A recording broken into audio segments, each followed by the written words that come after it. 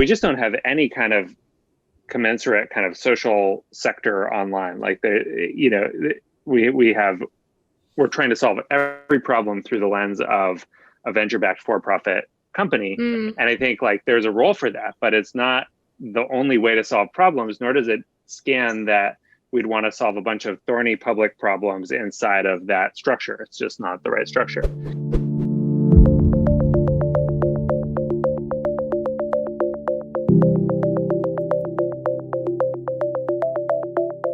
What could go right?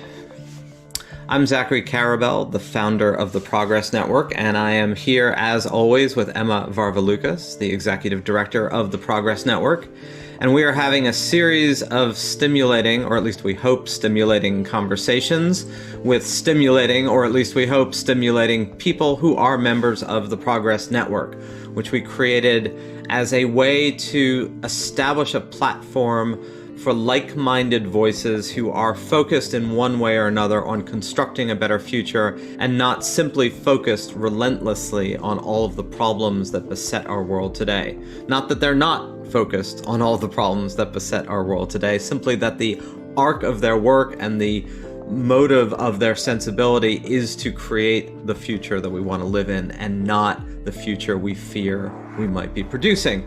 So one of the things that is on everybody's mind, either top of mind or back of mind, but on our minds, is this question of what has the world of social media and social media platforms wrought?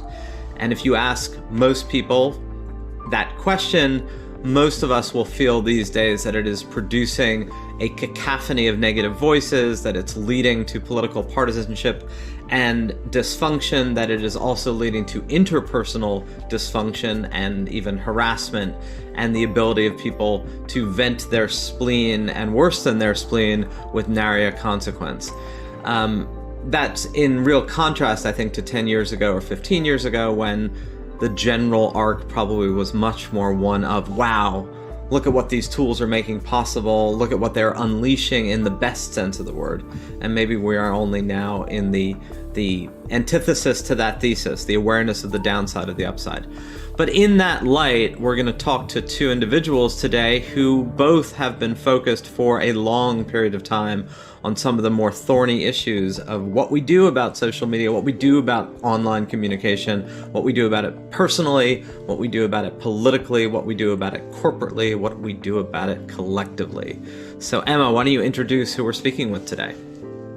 Absolutely. So today we're with Danielle Citron. She's a leading expert on information privacy, free speech, civil rights, and administrative law. And she's a professor at the University of Virginia School of Law. Her book, Hate Crimes in Cyberspace, explored the phenomenon of cyberstalking and was named one of the best 20 moments for women in 2014 by Cosmopolitan magazine. Ooh. She's working on another book now. Yeah, it's the Cosmo check of approval.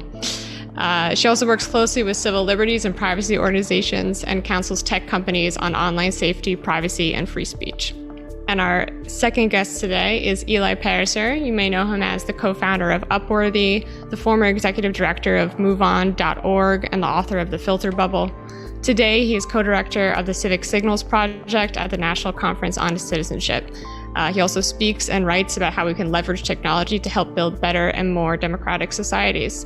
So welcome, Eli, and welcome, Danielle. I want to thank you both for being with us today and being part of the nascent, burgeoning, and hopefully expanding ever outward and with the funnel pointing outward Progress Network. As you know, we're trying to create a community of sensibility, not really a community of people who think the same.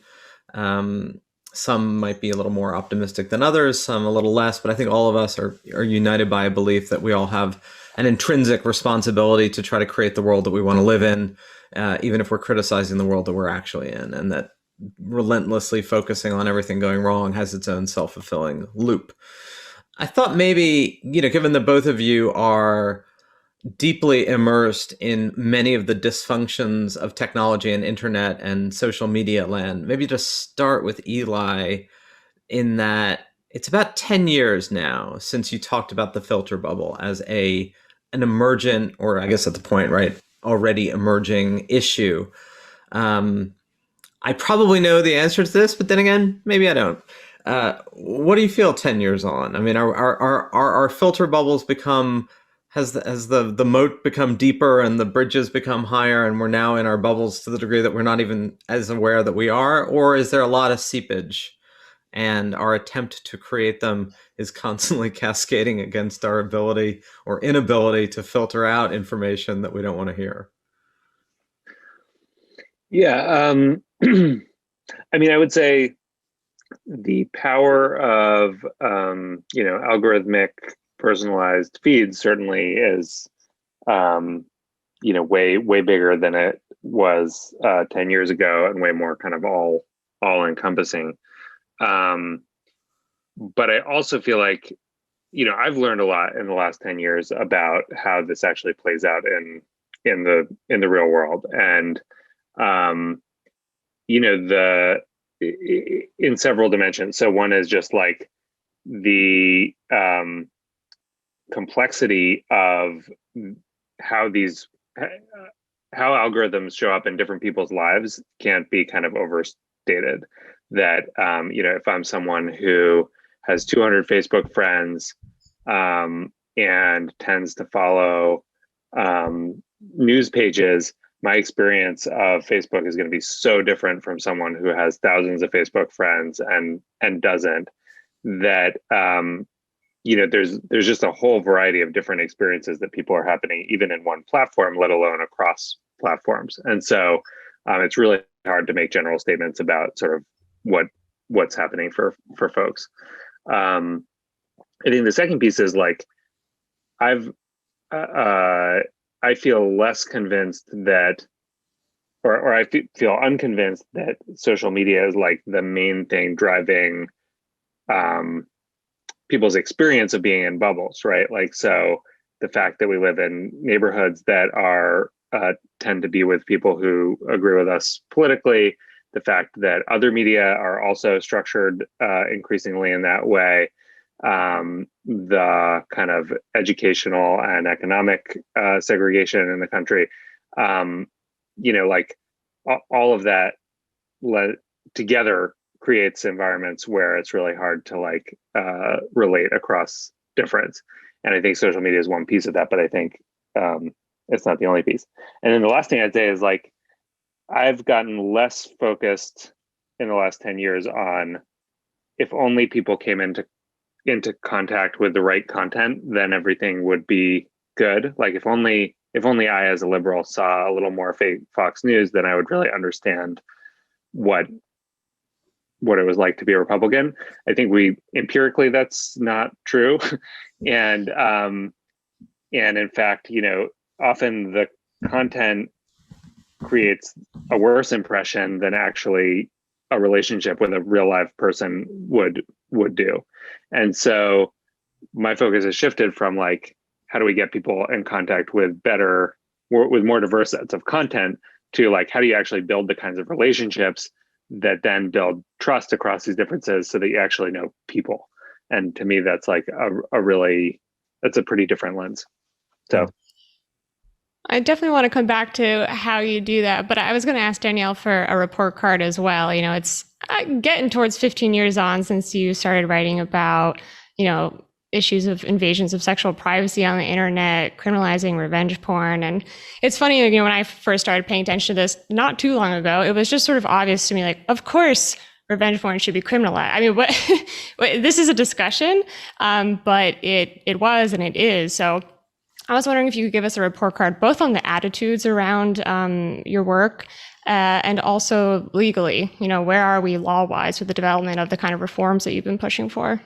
And just before you begin, we're actually covertly just trying to make each of you feel like older than you actually feel by dating the amount of time that you've been looking at these things. Well, we've definitely come a long way since 2007, when I started thinking and writing about cyberstalking, in terms of our attitudes. So, I wrote a piece called Cyber Civil Rights in 2008. And at the time I called for aid, that we should understand cyberstalking as a crime, as a tort, and as a civil rights violation, and that we should change Section 230 Right. And at the time, I had colleagues who were like, you're going to absolutely break the internet. you are the enemy of the First Amendment. And they said it lovingly. Like, I know for sure these are my privacy and free speech colleagues. And so the idea that we would criminalize ones and zeros or online content, which in some ways, this resonates a lot with what Eli was saying about the sort of pathologies that we see throughout history, humankind's pathologies, or they're exacerbated online. They're the same pathologies, right? And we see them, they're acute, when we're face to face, right? As they're acute online, and it's like a whole society problem. That was absolutely true. The way in which we dismiss gendered harms is a long story. Right. That is nothing new in many respects. And we've definitely come a long way. Certainly, as we thought about domestic violence and sexual harassment in the workplace, it was a triviality. It was no big deal. Right. It was like a perk of the workplace, so to speak. And we hate to say it, but that's what That's what folks said about it in the late 60s and 70s. And, we wrapped our mind around it. Law changed. We changed. It's still not perfect. It's a much better workplace, right, than the one that I entered into in my 20s. It's a much better workplace than what my mom entered into, right? So we are making some progress. But what was interesting when I started writing about online abuse, which was very gendered and sexualized and often targeting women and sexual minorities and gender and race when combined was like combustive, toxic brew. It was like, get over yourself, Danielle. This is no big deal. It's boys will be boys. The internet's special, right? It has its own rules.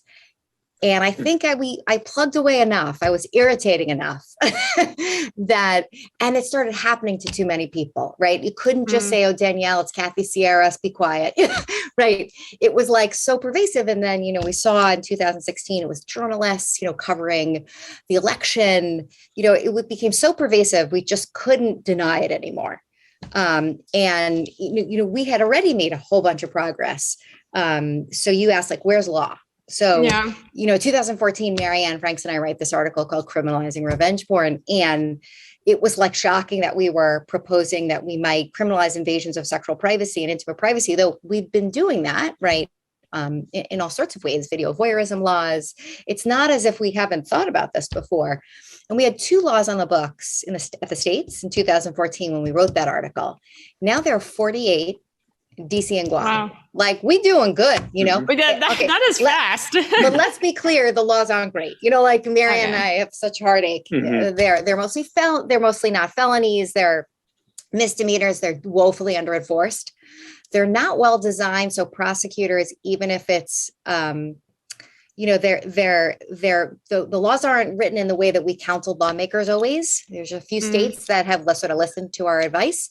So they just are woefully under-enforced in that way. And law enforcement still, the social attitudes that we experienced and have experienced for a long time, which is just turn your computer off, ignore it, it'll go away, which is not true, right? Of course, it's Google is your CV.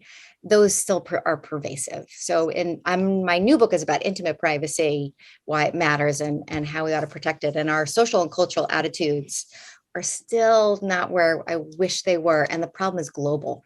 So like we think American exceptionalism, like the one thing that isn't exceptional about us is sexism, racism, gendered abuse. like there is nothing special about us in that way. And so it's a global problem. And, we still have a long way to go in terms of social and cultural attitudes, and laws got a long way to go because it's all globally interconnected. So, you're in South Korea and the South Korean platforms will take down non-consensual pornography or hidden cams, and they appear their relatives are in the United States and they're so easily accessible. They're hosted in the US because we've got Section 230. Where are the scofflaws? In the United States?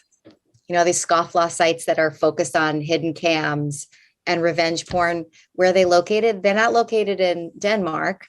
They're not located in France. They're located and hosted in Las Vegas. That's an ugly truth. Yeah. So I think some of like the report card is doing better, taking this stuff seriously. I was once crazy. I'm no longer crazy. That's so fun. I love not being crazy. It really works for me. But we still have a ways to go. And it's fun to be here to talk to you about it because it's not all of a bad story, right? And it's fun to talk to Eli, who, when the filter bubble came out, it was, I think, a really important piece to have a general audience for, because it helped us see the way in which algorithmic decision-making has so shaped our lives in ways that are just so bad for democracy, right? And as Eli, you were saying, it's not great for democracy still, right? Yeah. But at least we're working on a lot of these problems together. I hope that's optimistic enough for our group. Yeah. No, I wonder, I guess my questions around this are always, and for those who don't know, I mean, Section 230 is the part of yes, I can happily comply. That creates a shield for Facebook et al. To make them non-liable for content, essentially. I mean, that's the simplest way to talk about it for those who are not familiar with the jargon part of it. And the pushback's always been, look, when most of our communication was by phone or through mail, right, you couldn't sue the post office or AT&T for obscene letters or harassing content there. So the pushback's been, we do want a world where information and ideas and communication flows relatively freely. So the challenge has always been, how do you address things that are essentially illegal separate from the platform, right? I mean, you can't harass people. There's a whole series of laws on the books. And I think both of you would agree that that's been a legitimate question, right? You don't want to go to the other side of the equation, right? Where everybody's listening and filtering and censoring, because then you're in we don't want to create, in the name of good, a pseudo sort of China surveillance state, right? So, I mean, how does one do that? I mean, Eli, you've thought also a lot about culture around this. You talked about this before when you talked about years on. There's also the unfortunate aspect of, no matter how well you regulate certain things, there's also just the cultural reality, right? How do you communicate? Yeah. I mean, I do think, and I'm sure Danielle has a bunch of brilliant thoughts about this. But, to me,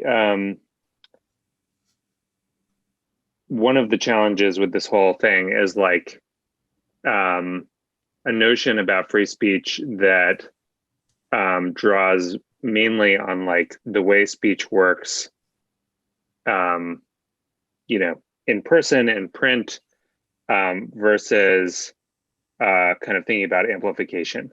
And I feel like there's just, people can't help but turn a debate that's actually about amplification a lot of the time into a debate about, should anyone get to say anything to anyone in any particular context. And so it doesn't address the revenge porn stuff necessarily, in that, I think probably Danielle would argue, like, even if I'm just sending it to one person, that's a problem. But it's definitely much more of a problem when, 100,000, 1 million, 10 million people can see it, or people can see it for 10 years or whatever.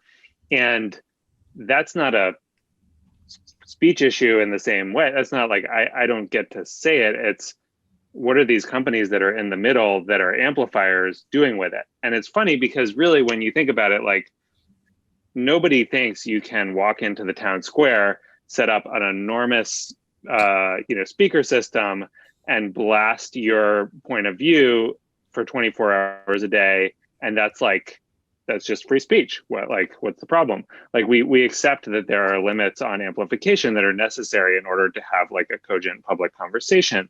But when it comes to platforms, this all gets like really blurry. And obviously, it's worth saying, I think we all know this, platforms aren't First Amendment. They're not First Amendment spaces to begin with. They're not like, they're private entities. They can take down whatever, but the way that people imagine what their rights are in digital space, I think is kind of warped a bit, both by the fact that we have to pretend that what feels like public discourse, or the fact that we have to like do public discourse in what are actually private places. That's a challenge. And then also the fact that we mistake the right to, as Rene DiResta would say, like, free speech does not equal free reach. And people keep making those mistakes. Yeah, no, Danielle. I'm with you. I think the idea, it's a harm question, and network tools produce a whole lot of harm that you're not going to produce if we're face to face with someone, and we're not going to produce it if we send it via snail mail or even publish it in a newspaper where memories fade now, circa, I would say, just assume it was, I'm saying that of 50 years ago, right? The paper I got in my mailbox. It's just the harm calculus is different, right? And so the amplification, the pervasiveness, the persistence, it just creates harm that is really different. And Eli's absolutely right. The First Amendment doesn't mean that every one and every zero is protected, right? There's even speech that we regulate that just we don't even think it's in the boundaries of the First Amendment, as my colleague Fred Schauer would say. And there's there are 22 crimes that are made up of words. And so, we can't act like speeches. We say that word, we're like, oh, wrap it up, we're good. No law here. That's just not the case. And so it's a harm question. And the 21st century harm is different. So I just don't think there's any way to sort of avoid that problem. How do we deal with the countervailing harms? So here's a good one, which I know both of you are really familiar with, but it bears repeating. There is probably, barring an extremely lunatic fringe, not a lot of people who would defend the recording, use, and publication of child pornography, just as a thing, right? There's not a huge constituency in favor of this. But the laws that were designed at an earlier time, legitimately, to crack down on child pornography, began as teenagers started sharing nude pictures of each other, consensual nude pictures, not revenge porn stuff. There was a spate of prosecutions of teenagers for sharing private pictures with each other because it was either intercepted by the school or somebody saw it on a phone and did a screenshot. I think there's been some degree of adjustment to that in the sense of, okay, right, these laws were not actually designed to make my 15-year-old a sex offender for the rest of their life, even though statutorily that's an entirely legitimate interpretation of the statute. So what do you do about that? And then kind of leaving it for prosecutors to go, oh, right, yeah, we don't really want to go there, but we could go there. That's like when law goes off the rails. I don't know if you want Eli or I to answer first, but that's, we invest a lot of discretion in prosecutors, and you're right that child exploitation laws are strict liability. So we're not looking at your mental intent. So if you have a nude picture of a teen, as someone who's under 18, it's going to be considered child porn if you distribute it, you sell it, you possess it. And you're right.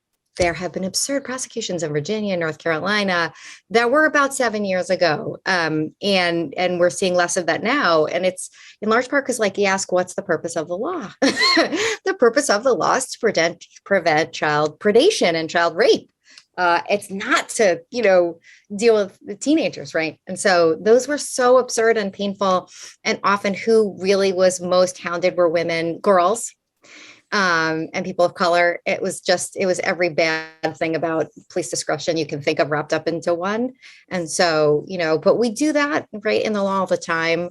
We have because we invest prosecutors with a whole lot of power, right? And the police, they disappoint us in lots of different ways a lot of the time. I don't know, Eli, if this interfaces with what you've been thinking about too, the sort of child exploitation material sort of conversation. Yeah, I mean, this has been less the area that I've thought deeply about, but I think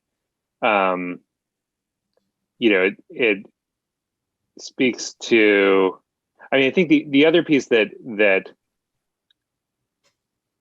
I think part of your experience and the trajectory of this whole topic area over time speaks to is who's designing these technologies in the first place, which I can just say I've been a relatively opinionated dude on Twitter with political opinions and all this stuff.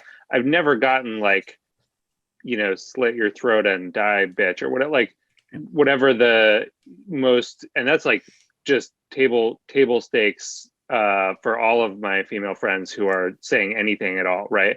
And so it's easy, if I was designing a product, I don't have that experience, and I might, with all the good intentions, think like, this is just someone who's having this particular little, it's a corner case. It's like a thing that's happening over here.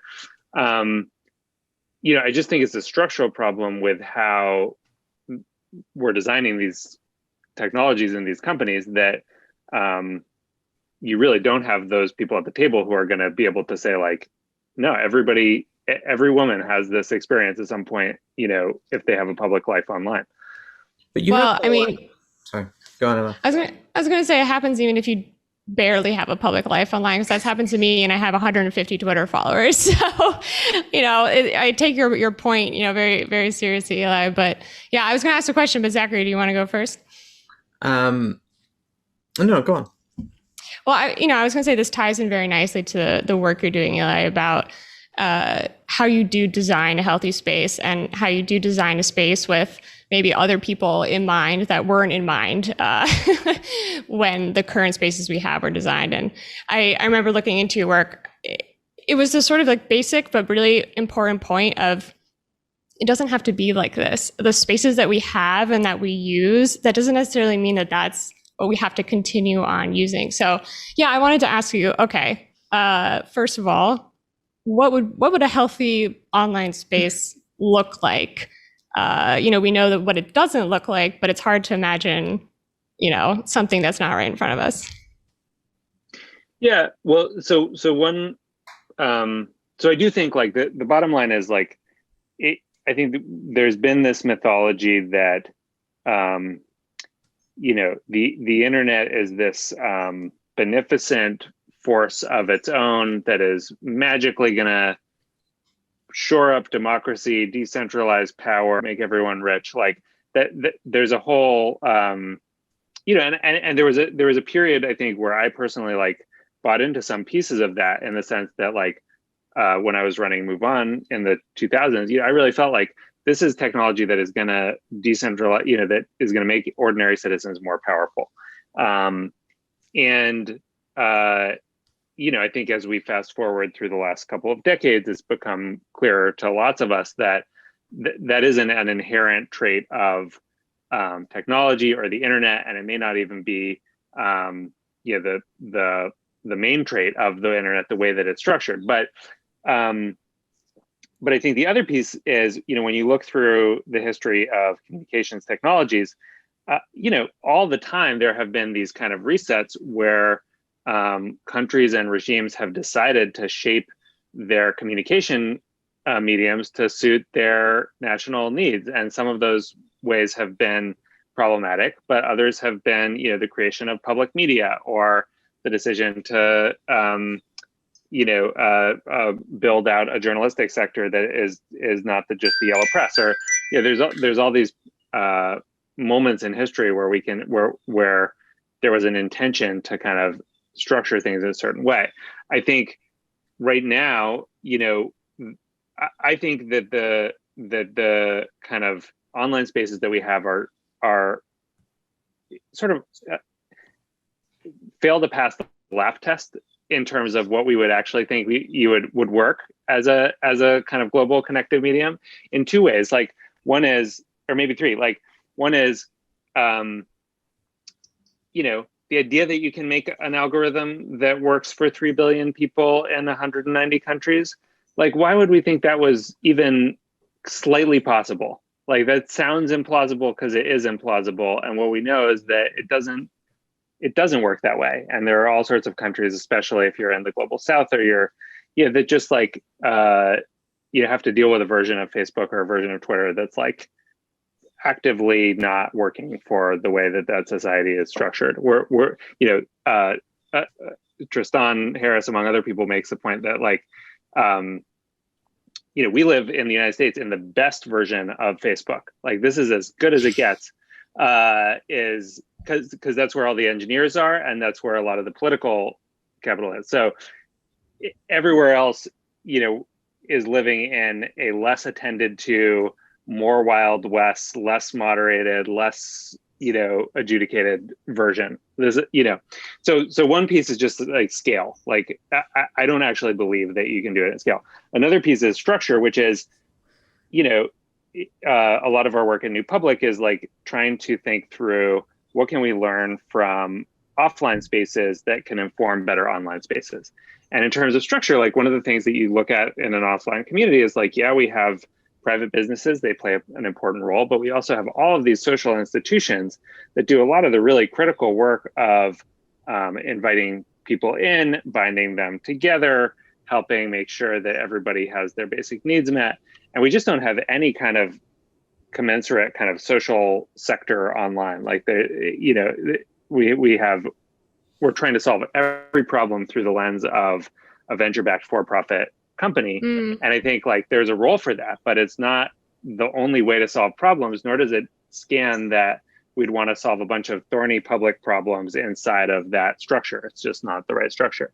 And then I think the third piece is about power and governance, which is like the other thing we know about what makes sort of functional societies and communities and democracies work is that you do have these kind of like federated layers where people actually are able to like have a say in who gets to say what and how things work. And that's a really critical part, not only of building spaces that work for people, but also building faith in the whole enterprise of public space.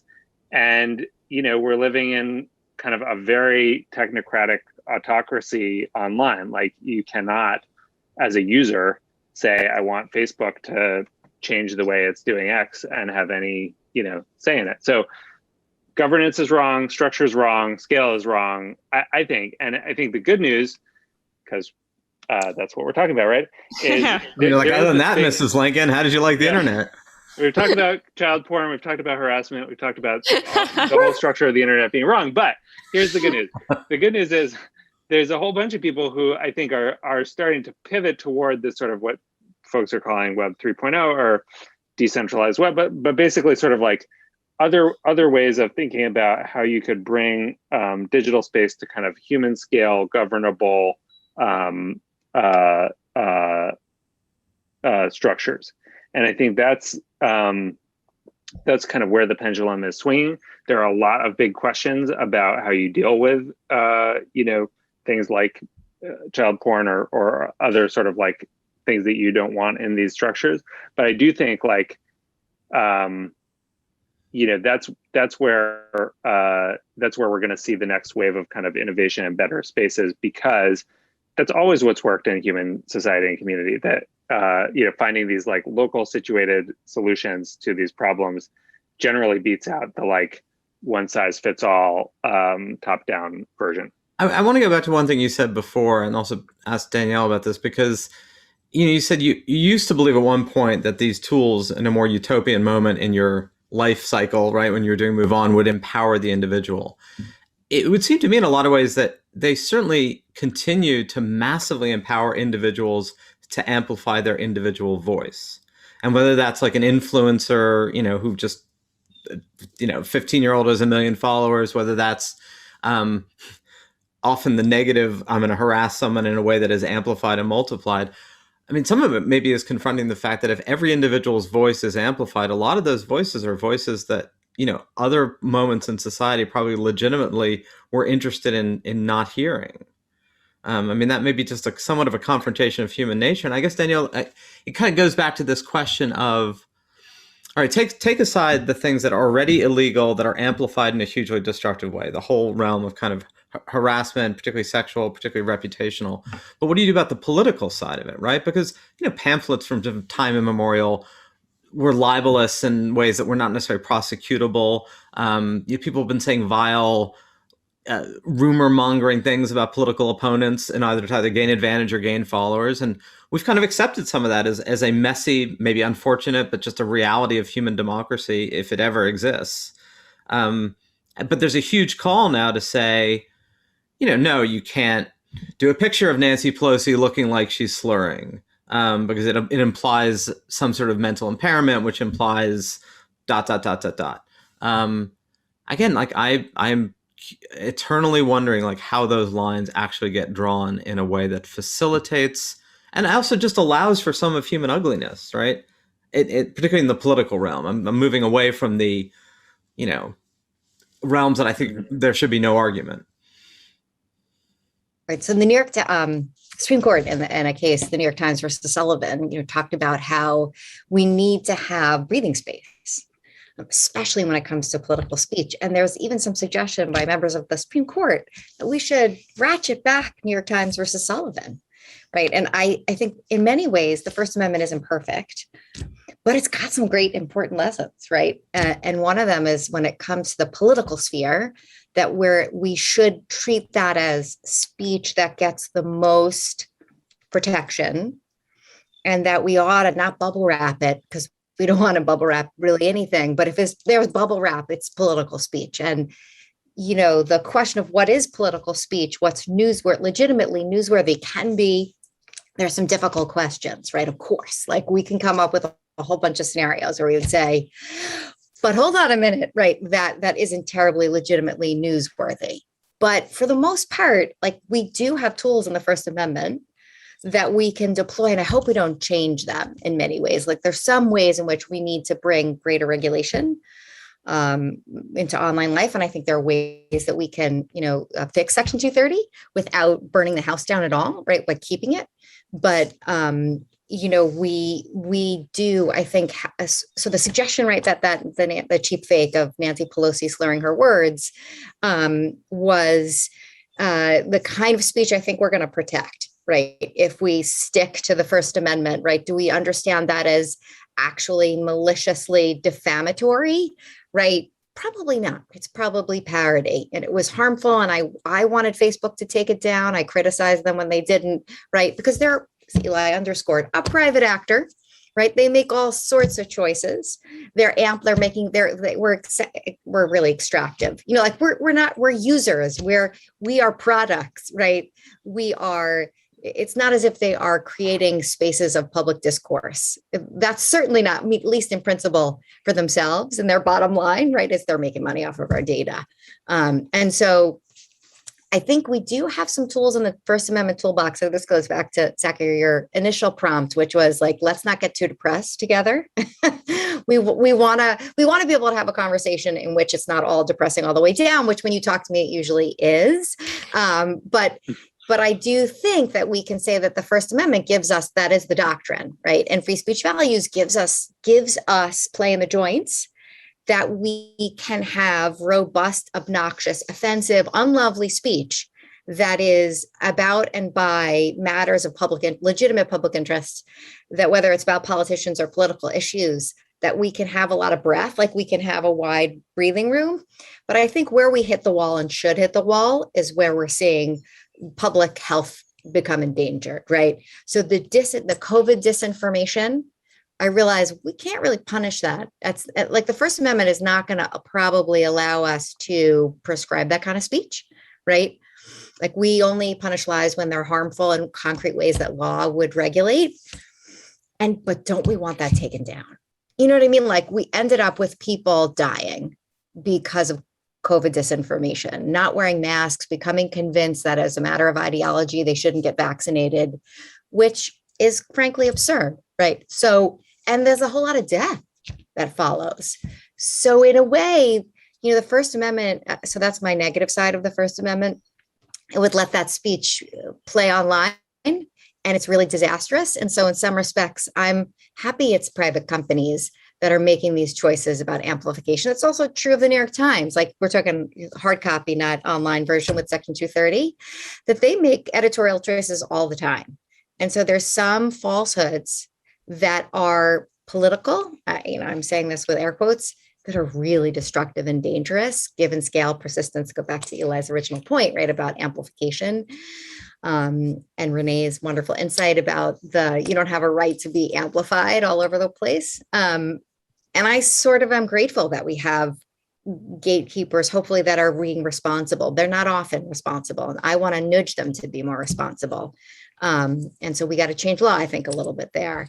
But so there's some lies that in the past maybe weren't so damaging, right, Zachary? Like the pamphlet, right? The town crier. And we said scurrilous things. Hamilton said scurrilous things about people. So did Madison. They all did, right? It's nothing new, but with the reach, we can kill people, right? With lies that had to do with public health. So I think, again, like the harm shouldn't leave us as part of our conversation, because it's not an ideal world. It's the world we live in, right? That we have to ground it in that. If I could just add one piece to that, like, I also think we underestimate the like free speech consequences of having hostile spaces. Like, we always talk about free speech in the context of, why don't I just get to say whatever the hell I want? But we don't really think about how many people self-censor because they aren't sure if they're actually going to be able to speak safely or be heard without a huge bunch of negative consequences. And there's some great research that's sort of counterintuitive on this point that Nathan Matias, among other people, Nathan Matias at Cornell, among other people, have put together about the way that having some rules and enforcement structures, and this isn't like government rules, but this is just having some structure to a speech forum actually makes it more inclusive for everybody. Because when you walk in and you're someone who maybe tends to be lower status or in a typically less powerful group, and you don't know what the rules are, often you'll assume correctly that there's some kind of negotiated agreement about what's okay here that you don't totally understand, and you silence yourself until you can figure that out and figure out what's okay. If you say, like, here's what we do here, here's what's okay here, and here's what's not okay, the research shows like a lot more people, and especially women and folks of color and other folks who would tend to self-censor in other environments, are game to participate. And so all of that's to say, like, in practice, not as a matter of the Constitution, but just in practice, if what you're interested in is people getting to speak, then you have to care about everyone, what's stopping some people from speaking, as well as stepping on people who are inclined to speak a lot. I do think this goes both ways, though, in that, all right, so I am, like most people of my class and place, card carrying, had to debate whether or not fudging my credentials to get a vaccine was the right thing to do, as opposed to should I get a vaccine? Kids are getting a vaccine, like, and while I'm not a big fan of the conspiracy theories that like a vaccinated person can somehow transmit negative DNA to a pregnant woman and create like osmotic birth defects. I'm not making that one up, by the way. I mean, that's actually out there. There was a school in Florida that told vaccinated teachers not to show up for fear that it would have these negative effects that we would not quite be able to know. And while, the microchip theory that the vaccines are carrying little embedded pieces of information, kind of like the tinfoil with the UFOs. But I'm not sure that I want to be in a society where people can't say, look, I don't believe I should do this. It's untested. I'm 22. What if it's going to create negative effects? I'm not saying that I think that should be a guiding principle, but it was a guiding principle about other vaccines at other times. Like, again, I'm mindful of not creating a space where we're inadvertently, by virtue of moral principle, creating the very filter bubbles that you talked about, that where negative impacts, negative, arguments we don't want to hear that are somewhat good faith are literally filtered out. Well, I think I don't think we have to aspire, like, those aren't the only choices, right? Is like anyone can say any crazy thing, and there's top-down management of what is true and what is not true. Like, another better way in between those things is to say, here are the qualities that a statement has to meet in order to be considered amplifiable. Right now, the way that this works online, those qualities are, it gets a lot of engagement. Right. It makes people mad, it makes people happy, it makes people whatever, but it's getting a lot of engagement. That's the only criteria. And and we all know, the old gatekeepers had their set of criteria, and now they were problematic for a whole bunch of reasons as well. But I don't see why we should frame this as like it's either everyone gets a right to amplify whatever crazy thing, or we're gonna like fact check every single tweet before it gets to be tweeted. Like there's a middle ground, which is to say there's like a higher bar for stuff that gets seen by hundreds of thousands or millions of people. And I would actually say like one place that where the rubber meets the road there is like, I think there's far too little focus. I think being a so 2 points. One is I think we can over imagine that like digital platforms are a even playing ground where every citizen gets to be heard. And in fact, like most people super don't. And it's still very heavily tilted in favor of people with enormous followings and the people that they rebroadcast. So if you look at what tweets most people see tweets from people who, are celebrities, essentially. And there are some viral kind of side moving tweets, but like the structure of that medium is still pretty strongly like more broadcast like than like truly social in the way that we imagine. So the second piece is like, I think it would be reasonable to say you have some additional responsibilities if you're going to be seen by millions of people. We've said that in a bunch of different places in the past. Again, not necessarily as a law, but as a part of the contract of being part of these platforms is like, you're talking to a million people. Maybe you need to show your work when it comes to sharing something that is important medical information. Or maybe you need to be able to defend your work if someone challenges it. There's all these interesting ideas about sort of like, coming out of the blockchain world about like, essentially like sort of courts where you can stake a claim against, you can adjudicate like, I think you said something false, prove that you didn't. So there's a bunch of different ways that you could imagine this working if you accept that there's some amount of responsibility that comes with amplification. I'm imagining the high court of internet truthiness as the, No, but actually, I mean, one of the things that, I think the high court is probably, like, I think an interesting question is how do you bring it down to the ground? How do you bring it down to everyone has some experience being part of making decisions about what can be said, or that a lot of people do. Like what would digital speech jury duty be like that would sort of ingrain this idea that like everyone's got to sit on both sides of this table and figure out like what do we want to think is okay here. That would be, I think there's multiple reasons to do that. And there's some models for that, right? World of Warcraft, ways in which we have like jury systems for content moderation, though, of course, you would need to know what the values are we're going to be adjudicating, right? And what would, right? What would work. And maybe we need like a small claims court too, forget the high court, right? Yeah. I like the jury duty though, metaphor too. What gets left out of this? I'm sure it hasn't been left out of it by either of you, but I feel like it is left out of some of the discussion is how Wikipedia has created its sort of moderated world very quietly.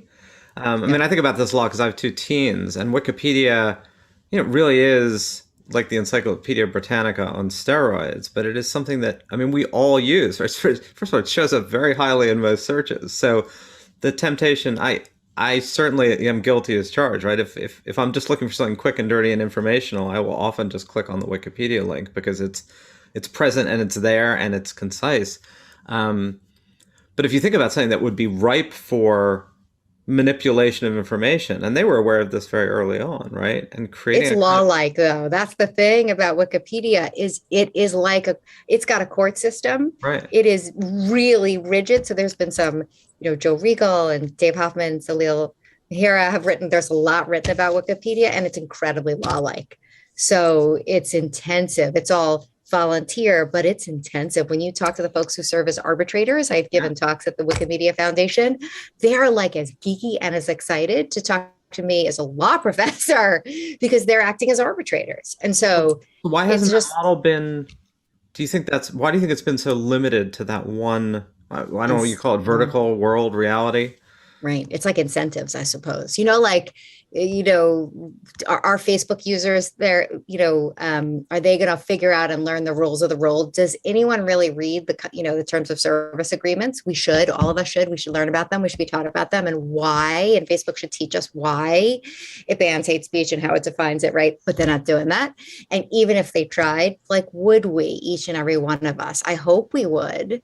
But that's an incentive problem, right? Right? I think the folks at Wikimedia Foundation, the folks who are engaged as arbitrators, they're really into it. It's not a small number of people.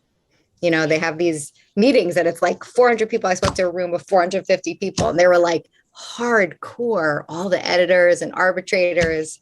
So I think it's just it's not bad, Zachary, that you go to Wikipedia because as it turns out, they catch problems pretty quickly that's why I'm using it. It's intriguing to me that here's a really good positive model, right? Not a lot of people are claiming they've been censored on Wikipedia. It is a vast and ever increasing trove of information that links through its footnotes to vast and ever increasing troves of information.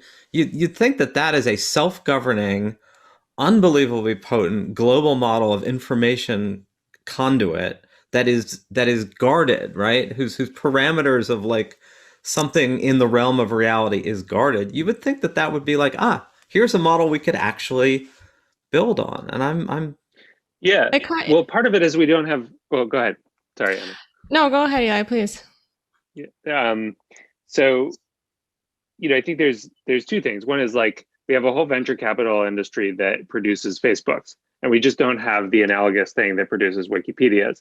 So it's a model that works because it is a values-driven enterprise. If it was a company, I think people might feel very differently about spending, 2,000 hours a year contributing to it for free. And I do think that gets back to this point of this is a way that we organize a bunch of functions in society all over the place. There are community centers and high schools where people contribute their labor because it's serving some public purpose and also because it's satisfying on an individual level. I think we need more institutions like that digitally, but I don't think that if Facebook was just hey, who wants to volunteer to, spend thousands of hours doing our job, people would have the same kind of feeling about it. So I think that's one piece of it. Second, I want to be careful not to over glamorize Wikipedia because I think famously, for example, the gender split on Wikipedia articles has been pretty problematic, and that Catherine Marr, who ran it most recently, has done a lot of work to fix that. But it turns out that the kinds of people who want to argue about the details of a fact online for free, there's some both a gender skew to maybe who's naturally more interested in that, but then also a lot of barriers to entry for women who want to get involved in that community. And so harassment, you run into, right? Yeah. Sorry. And harassment, unfortunately. Yeah. For arbitrators. Yes. True. Yeah. So, and what that's led to is that actually Wikipedia's, write-ups on sort of women in history with more female leaning topics tend to be way less well developed than every character on a big video game having its own 60-page write-up.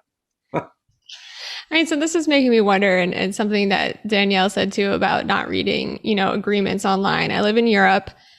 I know that GDPR is supposed to be good for me as a citizen. It's the bane of my existence because I never, it's always just accept, or do you want to look at, your cookie settings? I never want to look at the settings. I never have time to go through and read what I'm actually agreeing to. So it just seems completely useless because I'm just accepting because I want to go onto the site.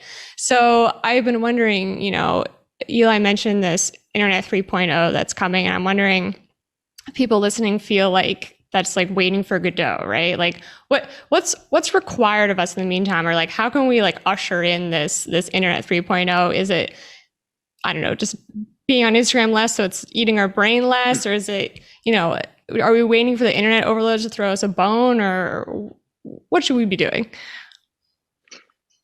Well, I would say like there's a bunch of experiments that are happening at all sorts of different scales, and I think a lot of the most exciting work is happening at these really little scales where people are just playing with different ways of being together. We accept a little too much that like a news feed at the center is a good way for a group of people to like communicate with each other, and it turns out like, oh yeah, there's a whole bunch of other we could have look at the explosion in just audio as an example of there's this whole other mode that's available to us that creates really different dynamics in many cases for how people are relating. So I think one piece is sort of just being part of that, being part of those experiments and trying to figure out sort of it's going to be a combination of community structures and kind of like human social intelligence and technical intelligence that I think is going to usher in better digital communities. It's not like someone's going to figure out a protocol and then it's all going to be good. I think it's really going to take a bunch of non-technologists saying like, this is what works in terms of how to get people together. We kind of know this, and how do we make that happen in a digital space? So I think there's a lot of opportunity for everyone to participate in that, I guess, is part of what I'm saying.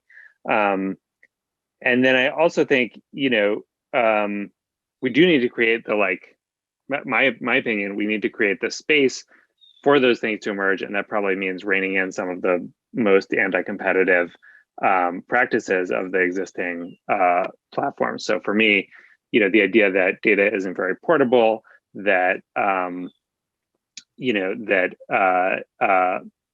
I can't move around or get access from a new social network to what's happening in Facebook is a big impediment to even starting to really do those experiments at scale. And so I would look at some of that work as well.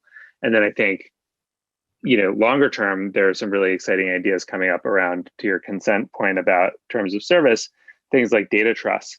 So data trust would be, I'm going to trust a third-party fiduciary to negotiate with platforms on behalf of me and my data. And I'm going to pool that with other people so that we've got some ability to kind of to have more power together. There's some regulatory things that would need to be in place for that, but I think it's like that might be a much better regime than trying to imagine that each of us are going to like make these really difficult calculations after reading through 50 pages of legalese. And Danielle, as we wrap up, what are your thoughts about this brave new world? So I think that we have long, and this is going to bounce a bit off of Eli's insights. That is, you gave us a lot of examples, Eli, of ways in which we can make individual choices perhaps better. And I think in some respects, the sort of conception of liberalism and the choosing self is just like not going to solve the problems, that it's much more structural, right? And I don't mean to describe what you were saying, just some of them were very individualized, like how do we enhance individual choice? Whereas choice is just not the right question, that we need much more sort of structural rules around, for me, data collection, like we need to cut off data collection, right? We need better rules that are structural, that get at structural problems of inequities, that we are much more deliberate about those choices in online, in a world in which our data is being constantly collected, used, mined, shared, and sold. Well, I want to thank you both. Obviously, we could keep talking and talking and talking, and I think probably in various ways we will keep talking and talking and talking, just not in quite this contained, finite, Zoom-limited fashion. But I do want to thank you both for the work you're doing and for the ideas and the intensity and the passion to which you apply yourself to some of the most crucial issues that are going to be facing us for a long time to come. And there are all these things we didn't talk about in terms of states that are more controlled and what do you do about that. But I guess we will leave that for another conversation. Maybe we'll reconvene a little bit down the line and continue to yap as we should and as we will. So thanks, both of you. Thank you. Thank you. Like you said, Zachary, that conversation could have gone on and on and on, 2-hour, 3-hour podcast. And what I'm thinking about, in this last part of the conversation about this brave new world being ushered in is whether we're in the low part of the V, right? So like you said in the intro, we started out with such high hopes about the internet. We thought it was just going to be the coolest thing since sliced bread. We were all playing Neopets and I don't know, thinking that we were all going to be equally as powerful as the other. Now we're in the bottom of the V, maybe, and we'll be, climbing our way back out of it. Do you think that's right? Does that seem correct to you? Look, I think generically that tends to be the case. I do think attitudes towards the shiny new object inevitably get more critical over time, and as we become more familiar with it and as we examine it a little more and recognize, maybe this is a little more flawed or problematic. And look, for something that was supposed to amplify millions, if not billions, of human voices, the idea that there wouldn't be a downside to that, given just human nature, was probably naive to begin with. But I do feel, and I felt a little bit with the conversation, and I mean this constructively, that we are in a moment of focusing on what this has all wrought in a particularly negative way. And I think that's a necessary moment to think about, as Eli talked about, what's our web 3.0 or our internet 3.0 or whatever this is called, our social media 3.0, because we are recognizing that what we have unleashed was an immense amount of genuine positive connectivity, but we also unleashed a lot of the dark id of human nature that we had kept either tamped down or hidden in the basement or locked away in the attic in a way that might have been repressive in earlier times, but also had some social utility. And we're trying to grapple with, what do you do when I'm going to use another cliche, let the genie out of the bottle and there's no going back in the proverbial bottle. But I think it's really important that people are looking at these. And someone like Danielle, who's been so focused on these egregious uses of these tools to do really ugly, awful things, but even she will defend to the death the right of people to speak, right? We are not the counter reaction is not shut it all down and shut it all up. And right. I think that's quite positive. Definitely. You said putting the genie back in the bottle, which you can't do. I was thinking we need to shepherd the trolls back under the bridge. Maybe that's the metaphor that suits us here. Rather than them lurking in your mentions and running amok, we just need to get them back under the bridge where they belong, and they can ask us for tolls every once in a while rather than terrorizing us on a daily basis. Oh, I love that. We're using Scando cliches instead of other ones, but that's a really good one. Shepherding the trolls back under the bridge. I think that's a good one. I think we're going to use that for future reference as our motto for where we need to go from here. And this is clearly a conversation we all need to be having. We need to be having with each other. We need to be having it politically. And I think one thing we didn't talk about, but I'll leave us with, is the people who have designed this ecosystem and the tech elites who have profited so mightily from it, I think are distressingly not engaged with the difficulty of these conversations and the difficulty of these decisions. And they are when they're hauled in front of Congress and have to be, but they are not in an ongoing way involved in these discussions in a way that they should. And sure, maybe they're being told by lawyers, don't say anything, because if you do, someone will use it against you. And I get that may be the case, but I don't think that may be partly an excuse, but I don't think it's a sufficient excuse. We all need to be engaged in these questions, and the people who are kind of at the epicenter of it, I wish were more engaged in them. No, that's a really good point, and I think that it's exactly the reason why they've drawn so much public ire, right? It's like they've just dropped this thing on us and then walked away and, wakeboarded with the American flag, if we're talking about Mark Zuckerberg in particular. I don't know if everyone saw that. I'm sure you did because it went viral, but no, very good point. And I don't know, I don't feel very optimistic that they're going to suddenly be part of the public conversation without, more of the stick part of the carrot and the stick, but who knows?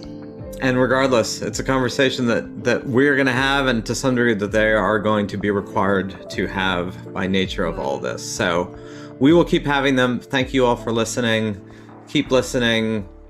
Check out the Progress Network and be a part of it, please. Thanks, everybody.